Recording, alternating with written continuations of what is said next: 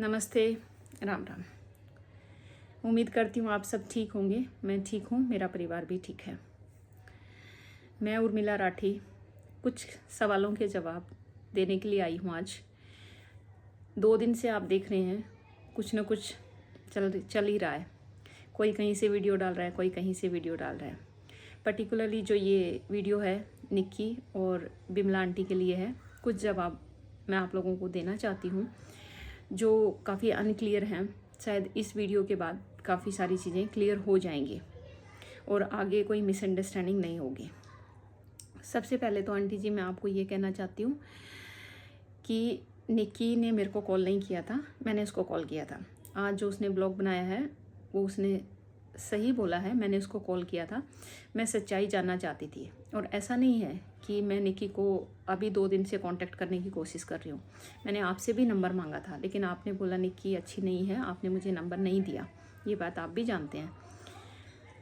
और मैंने निक्की को ये भी बोला है कि निक्की अभी आप विजय के साथ नहीं रह रहे हो और आप लड़ाई लड़ रहे हो, अपने रिश्ते को बचाने की कोशिश कर रहे हो, तो आप वो लड़ाई लड़िए। फालतू फालतू की डिमांड मत रखिए। कभी आप साड़ी मांग रहे हो, कभी आप उनको कॉल कर रहे हो, तो कॉल करके साड़ी मत मांगिए, अच्छा नहीं लगता है। तो उसने मुझे बताया कि नहीं बहन ऐसा कुछ नहीं है। तो मैंने वो एक समझाने के तरीके से उसको बोला था, उसने आपसे क्लैरिफाई किया ये।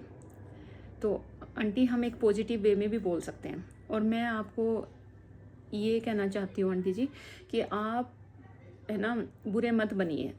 मुझे नहीं पता कि आपने विजय को मना किया या देने के लिए बोला, मैं नहीं बोलना चाहती हूँ। लेकिन मैं ये चीज़ कहना चाहती हूँ, अगर ये सवाल मेरे को करता विजय तो मैं पता है क्या बोलती सबसे पहले कि भाई हाँ आप दीजिए उसको, अच्छी खासी साड़ी दिलाइए, रिश्ते को आगे बढ़ाइए, एटलीस्ट पॉजिटिव सोचिए। मना तो मैं कभी नहीं करती। मैं ये नहीं बोल रही कि आपने मना किया है, वो नहीं बोल रही, लेकिन मैं पॉजिटिव वे में लेती, क्योंकि हम किसी का रिश्ता अगर बचा नहीं सकते ना तो हमें तोड़ने का भी हक नहीं है। एटलीस्ट हम कोशिश तो ना करें। तो इसलिए हम पॉजिटिव वे में अगर उसको एक बात कहते तो शायद कुछ ना कुछ पॉजिटिव हो जाएगा, ऐसा मेरा मानना है। मैं ये नहीं बोल रही कि आप ऐसा कर रही हैं, मैंने नहीं बोला कहीं पे और ना मैं बोलना चाहती हूँ। और मैं ये कहना चाहती हूँ कि जब आप निक्की का और विजय का फैसला करा के आई आंटी जी, तो उसके बाद है ना आपको ज़्यादा इनकी अच्छाई या बुराई नहीं लेनी चाहिए। क्यों नहीं लेनी चाहिए? क्योंकि विजय को विजय के हाल पे छोड़ दो, निक्की के हाल पे छोड़ दो। क्योंकि अगर आप बात करेंगे तो शायद उन दोनों का टाइम बुरा चल रहा है।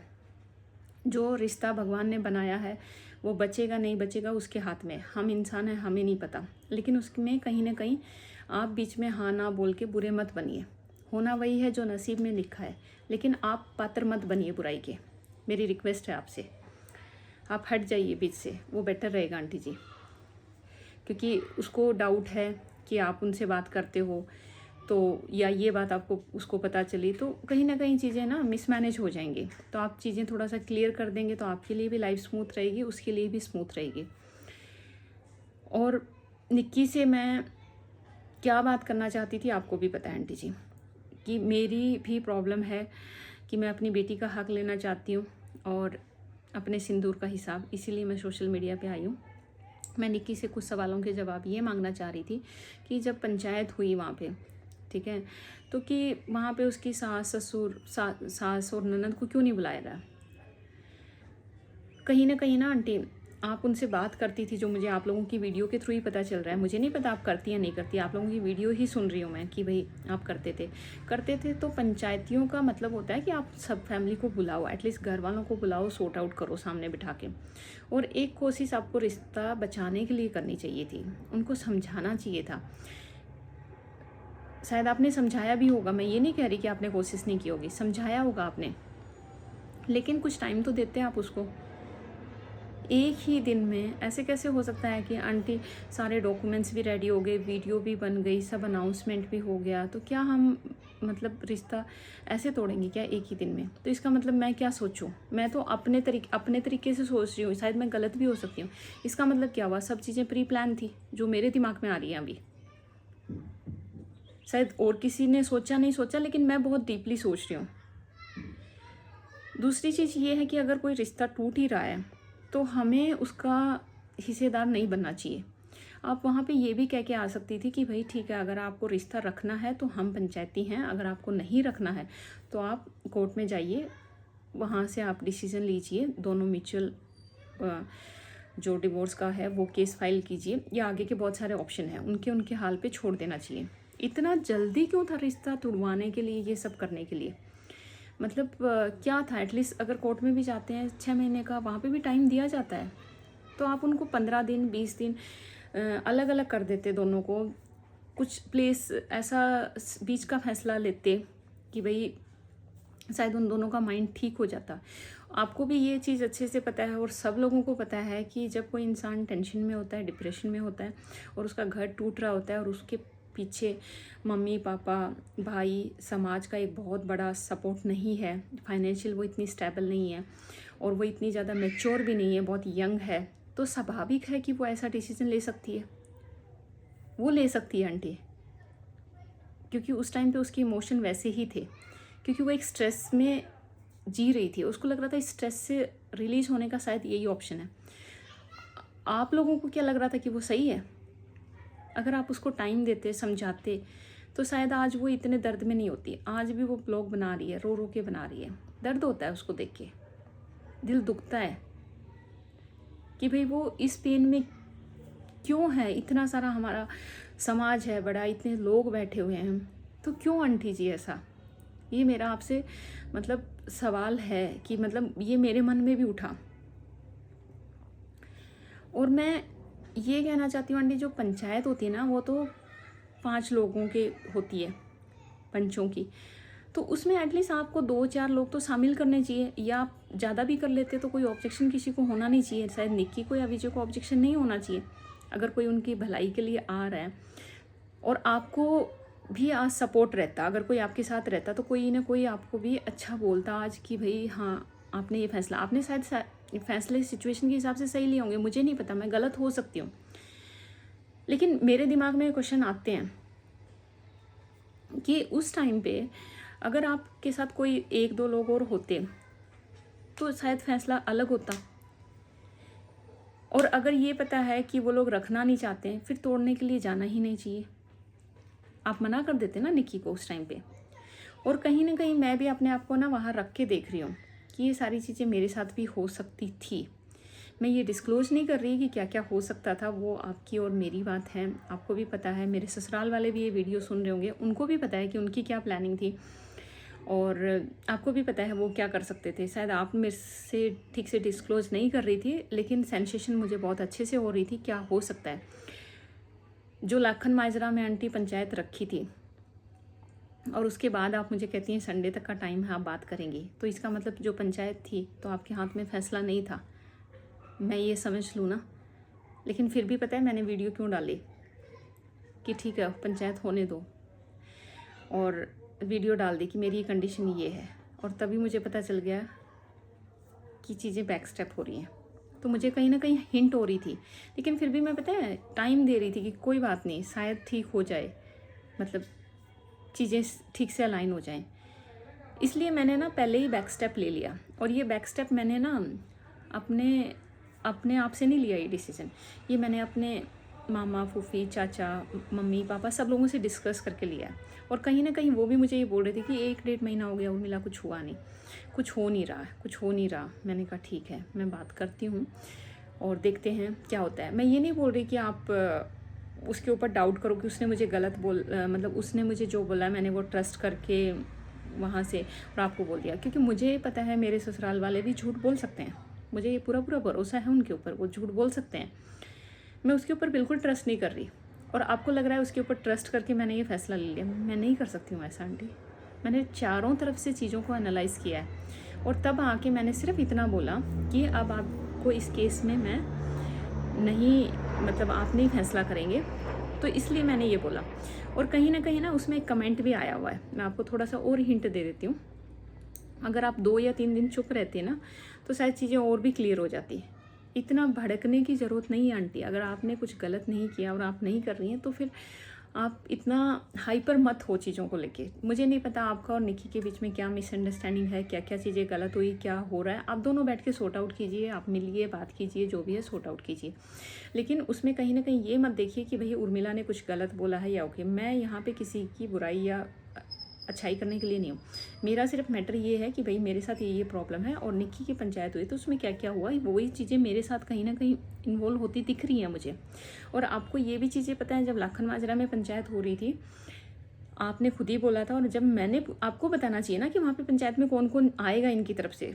वो तो जब मैंने पूछा कि भाई ननद नहीं आ रही है, नंदोइया नहीं आ रहा है, कोई मामा नहीं आ रहा, कोई बुआ नहीं आ रही है, सिर्फ मेरे हस्बैंड और मेरे ससुर आएंगे, तो फिर पंचायत का फैसला कैसे होगा ये बताओ आप। जो इंसान शादी करके बैठा है और जो मेरे ससुर का शाम तक का भरोसा नहीं है, वो लोग कैसे, फिर जिम्मेवारी कौन ले लेगा? और फिर उस पंचायत का फ़ायदा क्या है ये बताओ आप। कहीं ना कहीं तो चीज़ें गलत हो रही थी ना।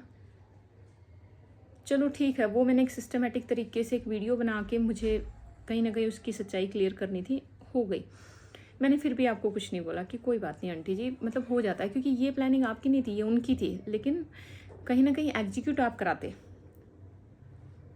ठीक है, अगर आप पूछ लेते हैं ना ये सवाल कि भाई ये आएंगे, तो आपको क्लैरिटी होनी चाहिए ये बंदा आएगा और वो कंफर्म आना चाहिए और हमारी तरफ से ये आएगा, तब मतलब चीज़ें सही क्लैरिटी से होती हैं। ठीक है, कोई बात नहीं। और फिर आंटी जी मुझे एक चीज़ और है कि जैसे अगर हम कहीं पे मीडिएटर बन के जाते हैं, सामने वाला क्या कहता है, मैं क्या कहती हूँ, रोज़ मेरी आपसे बात होती थी, कहीं ना कहीं आपको चीज़ें क्लैरिटी से बतानी चाहिए थी मुझे। एक्सेप्ट करना नहीं करना मेरे और मेरे परिवार का डिसीजन है। क्या पता मुझे वो एक्सेप्ट भी हो जाती या नहीं भी होती, लेकिन आप मुझसे डिस्कस तो करती ना, मेरे को बताती, मेरे सामने आप ये रखती कि ऑप्शन ये है, तब तो मैं उसमें से चूज़ करती या मैं हाँ ना बोलती।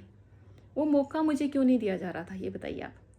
अगर हम अब आंटी किसी को बोलेंगे कि ऐसा है, लोग क्या सोचेंगे, ठीक है, इसमें देखो हर किसी की ना मतलब चीज़ें नेगेटिव भी जाती हैं, पॉजिटिव भी जाती हैं, और कहीं ना कहीं आप चीज़ों को ऐसे हाइड करके कर रही हैं, किसी और को इन्वॉल्व नहीं कर रही हैं, तो उसमें पता है कहीं ना कहीं आपकी भी छवि खराब हो रही है।